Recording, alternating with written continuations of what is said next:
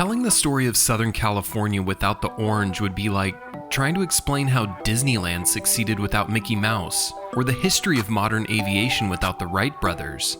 Southern California and the citrus industry once enjoyed a mutual symbiotic relationship that brought countless numbers of citrus farmers to the state in the early 1900s to partake in what was known as the Second Gold Rush, and its immigrant workforce was the key to making the entire operation work.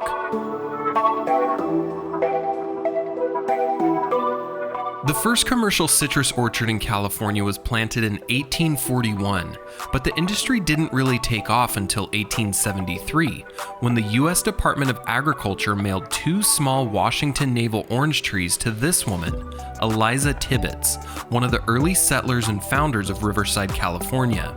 Word quickly spread of Tibbets' delicious golden oranges, especially regarding their ability to adapt to the Southern California climate.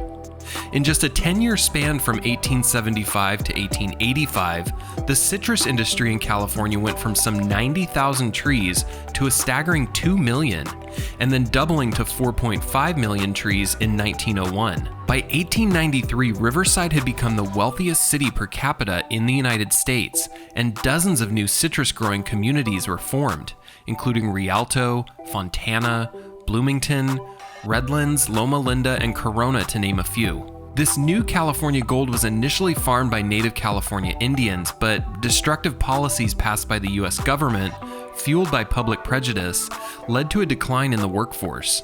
At the end of the 19th century, the Native Americans were mostly replaced by Chinese immigrants whose horticulture skills and knowledge made them a valuable asset to the industry. Unfortunately, once again, US policies fueled by anti-Chinese sentiment, particularly the Chinese Exclusion Act of 1882, delivered a shocking blow to this new immigrant workforce.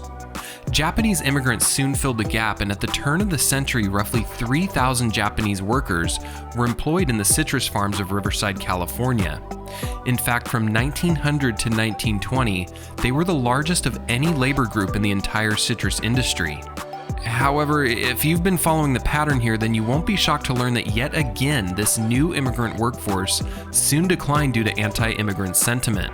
In the 1920s, a rebellion against the imposition of secularist and anti-Catholic articles in Mexico's constitution led to over 450,000 Mexican citizens immigrating to the United States. This near-perfect timing allowed thousands of Mexican-American workers to fill the new void in California's citrus industry, and by the 1940s, Hispanics made up 2/3 of the entire workforce. Today, the spirit and legacy of Tibbets' Washington Navel orange is beautifully preserved at the 250-acre California Citrus State Historic Park in Riverside. Here, you can learn more about the important role the citrus industry played in Southern California's early days, especially how it provided a way of living for many Chinese, Japanese, and Hispanic immigrants who shaped new communities as they settled and grew families in California.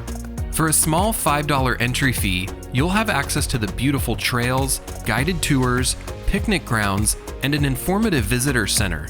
Whether you live in the area or you're just visiting, your Southern California experience will not be complete until you check out California Citrus State Historic Park. Before you go, please let me know some of your favorite historical parks in the comments down below. Thanks for stopping by, and remember to never stop exploring.